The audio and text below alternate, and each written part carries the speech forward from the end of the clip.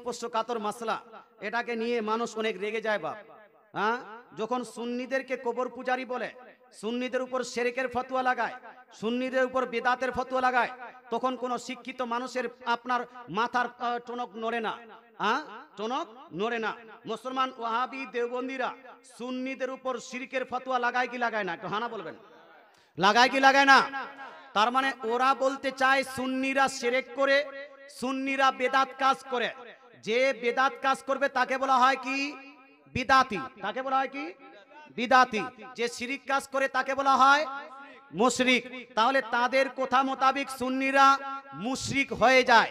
মুশরিক হওয়ার পরে কোনো ব্যক্তি মুসলমান থাকবে? থাকবে না। ও ডাইরেক্টলি সুন্নিদেরকে কাফির বলছে না, আপনি ইনডাইরেক্টলি সুন্নিদের উপর শিরকের ফতোয়া লাগিয়ে সুন্নিদেরকে কাফির প্রমাণ করলো কি করলো না? করলো। আল্লাহ তাআলা কোরআন শরীফের মধ্যে সূরা বাকারার মধ্যে ইরশাদ করেন, লা তুনকিহুল মুশরিকাত, হে আমার বান্দারা তোমরা শিরিককারী মেয়েদেরকে বিবাহ করো না যতক্ষণ পর্যন্ত না ওই মেয়েটা ঈমান এনেছে। অর্থাৎ শিরিক করার পরে মেয়েটা যতক্ষণ পর্যন্ত তওবা করে ঈমান না আনবে ততক্ষণ পর্যন্ত ওই মেয়েটাকে বিবাহ করা যাবে না। আল্লাহ তাআলা আগে বলছেন ওয়ালা তুনকিহুল মুশরিকিন, আর তোমরা মুশরিক শিরিককারী ছেলেদের সঙ্গে বিবাহ করো না যতক্ষণ পর্যন্ত না ওই ছেলেটা শিরিক থেকে তওবা করে মুসলমান হয়েছে, ঈমান এনেছে। এই আয়াতে স্পষ্ট আল্লাহ তাআলা বলছেন যে শিরিক করবে তাকে বিবাহ করা যাবে না। যে শিরিককারী মেয়ে হবে সেই মেয়েটার সঙ্গে একজন মুসলমানের বিবাহ হবে না।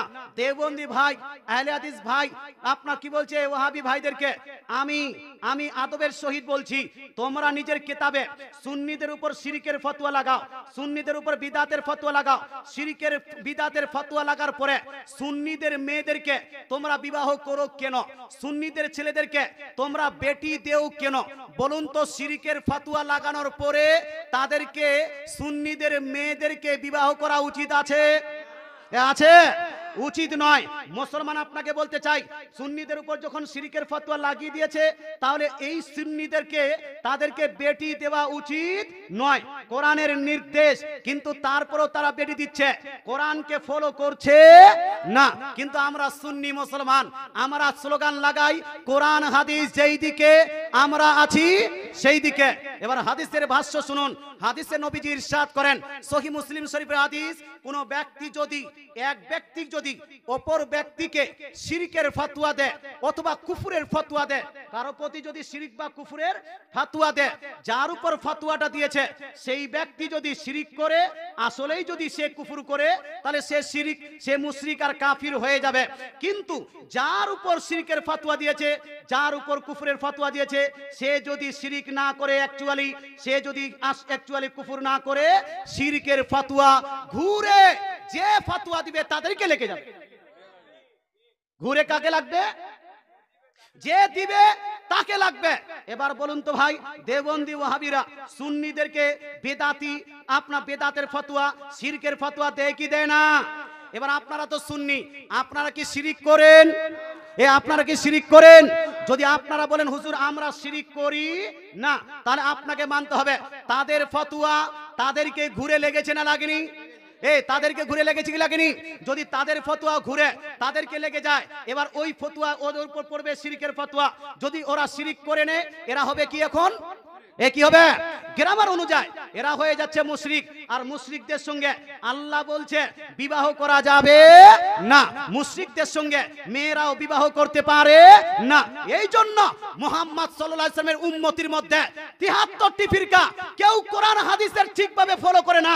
ওরা হিম্মত তো করতে পারে শিরকের ফতোয়া দেওয়ার, কিন্তু ফতোয়া দেওয়ার পরে সেই শিরকের উপর আমল করতে পারে না, সেই ফতোয়ার উপর আমল করতে পারে না। কিন্তু সুন্নিরা বলে জান চলে যাবে, কিন্তু কোরআন হাদিস আমরা ছাড়বো না। মুসলমান আপনাকে বলতে চাই, হাদিসের দ্বারা প্রমাণিত হলো যেহেতু আমরা মুশরিক নই, যেহেতু আমরা শিরক করি না, তাই শিরকের ফতোয়া তোমাদের উপর লেগেছে। আর তোমাদের উপর যখন লেগেছে, কোরআন বলছে তোমাদেরকে শিরককারীদেরকে বিবাহ করা যাবে না। এই জন্য সুন্নিরা বুক ফুলিয়ে বলে যারা শিরকের ফতোয়া সুন্নিদের উপর দিয়েছে, এই রকম কোন ওয়াহাবীর সঙ্গে সুন্নিদের বিবাহ চলবে না। কথাটা কি বুঝাতে পারলাম? এরপরে মানুষকে ধোকা দেওয়ার জন্য, বোকা বানার জন্য বলবে এই আমরা তো ভালো মানুষ, এই সুন্নিরা এসে ঝামেলা লাগায়। ও মানুষকে একটু চিমটি কেটে চুপচাপ বসে আছে, হ্যাঁ? আর ওকে যখন উয়া করছে তখন বলছে না উ বদমাস। তাকবিরাতুল ঈমান উঠান।